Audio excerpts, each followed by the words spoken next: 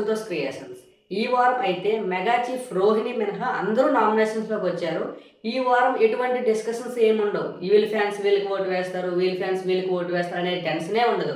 ఎవరు fan base ఎక్కువ ఉంటే వాళ్ళు సేవ్ అవుతారు, ఎవరైతే ఫ్యాన్ బేస్ తక్కువ ఉందో వాళ్ళైతే ఎలిమినేట్ అయిపోతారు. కానీ పెద్ద ట్విస్ట్ ఏంటంటే ఈ వారం డబుల్ ఎలిమినేషన్ ఉండబోతుంది అనమాట. డబుల్ ఎలిమినేషన్స్లో ఎవరు ఎలిమినేట్ అవుతారనేది ఈ వీడియోలో మాట్లాడుకుందాం. అంతేకాకుండా ఎవరు ఎలిమినేట్ అయితే తరువాత కంటెస్టెంట్స్కి ఎవరికి బాగా ప్లస్ అవుతుందనే విషయం కూడా మాట్లాడుకుందాం. రోహిణి ఒక్కతే నామినేషన్ లేదు కదా, రోహిణి వల్ల ఎవరికైతే అడ్వాంటేజ్ ఉంటుందో కూడా మాట్లాడుకుందాం. ఇంకా విషయానికి వస్తే 8 మెంబర్స్ ఉన్నారు. 8 మెంబర్స్లో టాప్ ఫోర్ సేవ్. వీళ్ళు ఎటు చూసుకున్నా సేవ్. వాళ్ళు ఎవరో మాట్లాడదాం. టాప్ 1 and 2లో నిఖిల్ అండ్ గౌతమ్ ఉంటారు. వాళ్ళు ఫస్ట్ సెకండ్ ఎలా అయినా ఉండొచ్చు. మ్యాక్సిమం నిఖిల్ అయితే ప్రస్తుతానికి ఫస్ట్లో ఉన్నాడు, కానీ గౌతమ్ కూడా కొన్ని పోల్స్లో ఫస్ట్లో ఉన్నాడు. సో వీళ్ళు ఎటు చూసుకున్నా వీళ్ళు సేవ్, వీళ్ళకి తిరుగులేదు. ఇంకా థర్డ్ పొజిషన్లో నబీల్ ఉన్నాడు. నబీల్ కూడా సేవ్, డేంజర్ జోనే కాదు. తర్వాత ప్రేరణ. వీళ్ళు నలుగురికి చాలా సేఫ్ జోన్ అనమాట. వీళ్ళు రిస్క్లో పడే అవకాశం అయితే లేదు, కానీ ఓటు వేసుకోండి ఫ్యాన్స్. తర్వాత విష్ణుప్రియ, పృథ్వీ, తేజ అండ్ అవినాష్. వీళ్ళు నలుగురిలో ఎవరు ఎలిమినేట్ అయిపోయినా ఆశ్చర్యపోవాల్సిన అవసరం అయితే లేదు.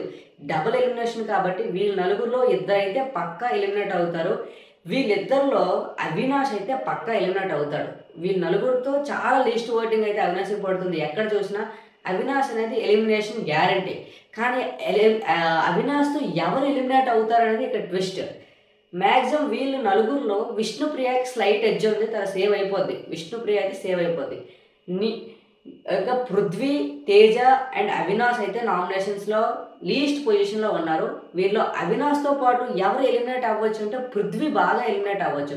ఎందుకంటే కిందటి వారం విష్ణుప్రియ ఓట్స్ అనేవి పృథ్వీకి పడ్డాయి, కానీ ఈసారి పృథ్వీకి ఎటువంటి సపోర్టు లేదు. రోహిణి అయితే నామినేషన్స్లో లేదు కదా, రోహిణి వల్ల స్లైట్ ఎడ్జ్ అయితే అవినాష్ అండ్ తేజకి అయితే ఉంది. కానీ రోహిణికి అంత పెద్ద ఫ్యాన్ బేస్ లేదు కాబట్టి అది ఇంపాక్ట్ చేసే అవకాశం చాలా తక్కువ. కానీ బిగ్ బాస్ ఇద్దరు ఎంటర్టైన్లో వెళ్ళిపోతారు. వీళ్ళిద్దరూ వెళ్ళిపోతే బిగ్ బాస్ గ్రాఫ్ కొంచెం తగ్గుద్ది. పృథ్వీని ఎలిమినేట్ చేసే అవకాశం అయితే చాలా ఉంది. పృథ్వీ ఎలిమినేట్ అయిపోతే కామెడియన్స్లో ఒకరు వెళ్ళిపోతారు. అవినాష్, పృథ్వీ ఎలిమినేట్ అయిపోతే టేస్ట్ తేజ అయితే ఉంటారు. సో డబుల్ ఎలిమినేషన్ అయితేనే జరిగితే పృథ్వీ అండ్ అవినాష్ అయితే డేంజర్ జోన్లో ఉన్నారు. పృథ్వీ కానీ ఎలిమినేట్ అవ్వకపోతే నిఖిల్కి అయితే ఇది చాలా మైనస్. ఎందుకు చెప్పనా, పృథ్వీ చాలా ఫిజికల్ టాస్క్లు ఆడతాడు. Next week ticket to finale ఉందన్నమాట. సో ఒకవేళ ఈ వారం కానీ పృథ్వీ సేవ్ అయ్యి నెక్స్ట్ వారం టికెట్ టు ఫినాలే ఆడి గెలుచుకుంటే తనకి నిఖిల్కి మైనస్ ఎందుకు అవుతుంది అంటున్నానంటే, తన ఓట్స్ అన్నీ పృథ్వీకి స్ప్లిట్ అయిపోతాయి.